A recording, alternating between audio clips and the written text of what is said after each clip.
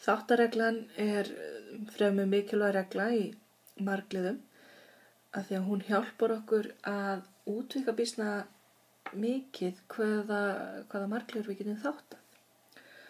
Og við skulum byrja því bara að skoða regluna. Hún hljómar semst svona að talan x0 rót margliðunar p af x, þá þau aðeins að x mínus x0 sé þáttur í p af x. Það að til sé margliða q af x, þannig að p af x jafnt og x mínus x0 inn í sjöga sinnum q af x. Við skulum aðeins velta fyrir okkur hvað þýðir eiginlega þetta orðalag þá og því aðeins að. Þið hafið ef til vill rekist á þetta nokkru sinnum, en rifjum upp aðeins að þá og því aðeins að. Það þýðir í raun og veru það sama eins og að setja tvíleiku á milli tveggja fullyrðinga. Það oft skammstafað svona, þ, a. Og það þýðir í raun og veru að það sem á undan þessu frasa alveg jafngilt því sem á eftir. Og leiðingin virkar þar alveg í báðar áttir, þar að segja ef við erum með að talan x0 rót margliðunar p af x, þá því aðeins að x mínus x0 sé þáttur. Þá þýðir það að ef x0 rót, þá x mínus x0 þáttur, og ef x mínus x0 þáttur, þá talan rót. Og við getum skrifað þetta svona að ef a jafngildir b, þá a satt, þá því aðeins að b sé satt. Og þetta þýðir það sama að ef a satt, þá b satt, og ef b satt, þá a satt. Og þetta þýðir þá raun og veru að við þurfum að sanna þessa reglu með tvennum hætti. Þessi annars vegar sanna að ef talan rót, þá sé x mínus x0 þáttur og svo öfugt. En sönnunin engu að síður tiltölulega einföld og þægileg. Við byrjum á því að gera ráð fyrir að x0 sé rót p af x og ættum þá að sanna að það leiði til þess að x mínus x0 sé þáttur. Þá p af x0 jafnt og 0, að þetta rót. Rótin bara svo tala sem gerir p af x jafnt og 0. Nú, samkvæmt afgangsreglu fæst að p af x jafnt og x mínus x0 sinnum q af x pluss p af x 0. Það að segja að við erum bara hérna með deili sinnum kvóta pluss afgang og afgangsregla segir að p af x 0 afgangurinn. Nú, við vitum að p af x 0 0, þannig að við getum bara að skrifa 0 í staðinn. Og þá erum við með að p af x x mínus x0 sinnum q af x og þá getum við sagt, fyrst það engin annar liður hérna, þá x mínus x0 þáttur. Svo að x mínus x0 þáttur í p af x. Þá skulum við sanna hinn hlutareglunar. Gerum svo ráð fyrir að x mínus x0 sé þáttur í p af x. Við erum sem sagt búin að raun og veru gleyma öllu því sem kemur hérna undan og við ætlum ekki að gera ráð fyrir því lengur að x0 sé rót p af x. Heldur við gerum ráð fyrir að þetta sé þáttur og að það leiði til þess að x0 sé rót. Það nú ekki erfitt. Þá gildir að p af x jafnt og x mínus x0 sinnum q af x fyrir öll x. Bara ef þetta þáttur þá hlýtur þetta að vera svona. Við höfum ekki gefið okkur neitt það hvernig q af x Við vitum eina sem við vitum að ef x mínus x0 þáttur þá hlýtur q af x að vera til. Hvað sem hún sem Setjum x jafnt og x0 og þá fáum við að p af x0 jafnt og x0, setjum sem sagt í staðinn fyrir x-ið hér, mínus x0 sinnum q af x0.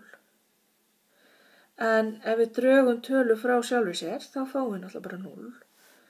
Þannig að þetta 0 sinnum q af x0. Og ef við margföldum eitthvað með 0, þá fáum við 0. Þannig að fyrst að p af x0 jafnt og 0, þá þýðir það að x0 rót, samkvæmt skilgreiningu á rót. Svo að x0 rót p af x og þar með sönnin lokið. Tökum síðan örstutta reglu áður en við tökum dæmi það hvernig við notum þáttaregluna.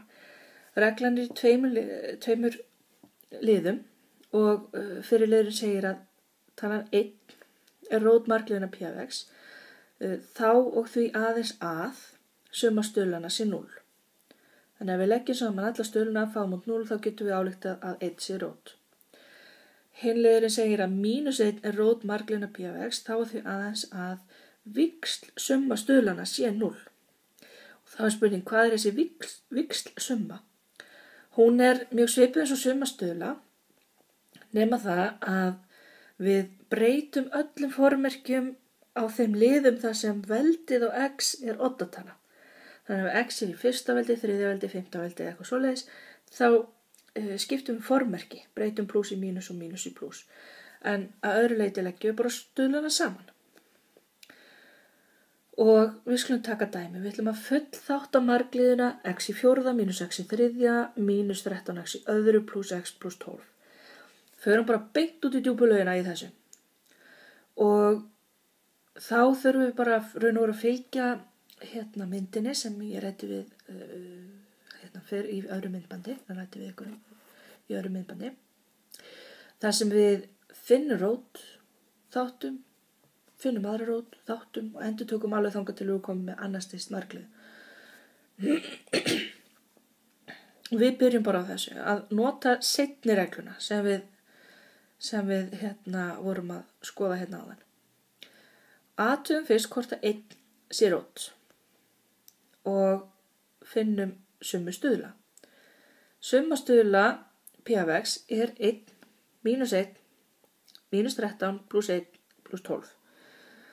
Þannig erum við með 14 í pluss og 14 í mínus, þannig að það gefur okkur 0 og það gefur okkur að x jafnt 1 er rót p af x.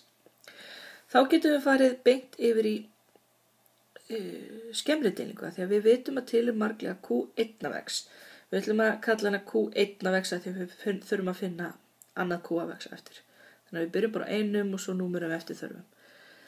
Þannig að x mínus 1, þegar 1 er rót, þannig að x jafnt og 1 er rót, þá gerum við x mínus 1, drögum alltaf rótina frá. Sinnum q1 af x. Skutlum upp skemmri deilingu, setjum alla stuðlana fyrir p af x hér og rótin kemur hér, 1. Og eins og venjulega, þá setjum við 0 í þennan reit. Leggjum saman, 1 pluss 0 gefur 1. Nú einu sinni 1 verður 1, skrifum það hér. Mínus 1 pluss 1 verður 0. 0 sinnum 1 verður 0. Leggjum saman, mínus 13 pluss 0 verður mínus 13. Nú mínus 13 sinnum 1 verður mínus 13. 1 pluss mínus 13 verður mínus 12. Og mínus 12 sinnum 1 verður mínus 12, setjum það hér. Og mínus 12 mínus 12 verður 0. Og hérna í svona dæmi þar sem við erum að þátta, þá á afgangurinn að vera 0. Ef hann er ekki 0, þá erum við annarkvort ekki búin að finna rétta rót eða við höfum eitthvað ruglast á deilingunni á leiðinni. Þannig að þetta á að vera þáttur og þá á afgangurinn að vera 0. Nú, þá vitum við að q1 af x er x í þriðja mínus 13x mínus 12. Það er að segja að við erum með mínus 12, það er fastinn, mínus 13x, ekkert x í öðru og svo 1x í þriðja. Leggjum saman alla þessa stuðla, sem sagt 1, mínus 13 og mínus 12 og þá fáum við mínus 24. Fyrst að summa stuðla er ekki 0, þá er x jafnt og 1 ekki rót. Þá skulum við athuga víxlsummuna. Og þá gerum við þannig að það er 1x í þriðja og þá fáum við mínus 1 úr því. Síðan er mínus 13x í fyrsta veldi. Við skiptum líka þetta formerkja því hérna er x í fyrsta veldi. Þannig að það verður pluss 13. Svo kemur mínus 12 óbreytt. Það er ekkert x í neinu veldi hér þannig að það verður ekki, breytist ekki neitt. Og það verður 0. Þannig að mínus x jafnt og mínus 1 er rót fyrir q1 af x. Þá er til margliða q2 af x þannig að q1 af x er jafnt og x plus 1. Sem sagt x mínus mínus 1 verður x plus 1 sinnum q2 af x. Þá getum við bara bætt við hérna. Það borgar sig þegar við erum búin að setja upp þessa töflur hérna að skilja eftir svolítið pláss hérna fyrir neðana því að við getum sem bara prjóna við.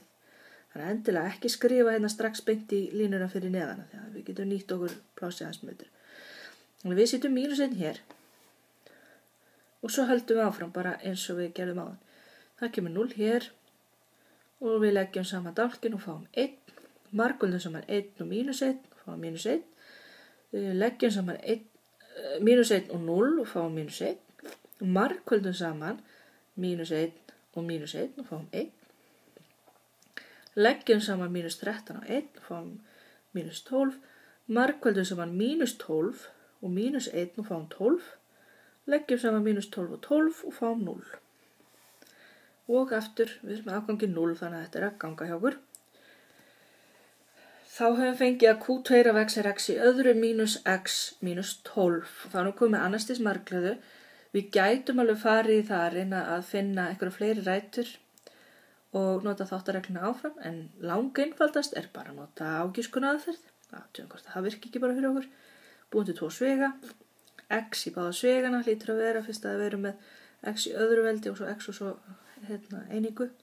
Við vitum að við erum með mínus 1 aftast, þannig að það hlýtur að vera mínus og plus í þessum svegum. Og svo erum við mínus 1 hérna. Þannig að mínustalan hlýtur að vera, að neikvæða talan hlýtur að vera svona stærri. Og þá fyrir við bara að velta fyrir okkur. Hvað getum við margfaldað saman að fengið mínus 12 og lagt saman að fengið mínus 1 og svarið myndi vera mínus 4 og 3. Þá er það eina sem er eftir að nýta saman bara loka svarið. Við höfum fundið að p af x er x mínus 1 sinnum x1 sinnum q1 af x. En q1 af x er x mínus 1 sinnum x plus 1 sinnum q2 af x. Þannig að við getum sett hérna síðan að við vitum að q2 af x er x mínus 4 sinnum x plus 3. Þá setjum við þetta bara allt saman. P af x er þá x mínus 1 sinnum x plus 1 sinnum x plus 3 sinnum x mínus 4.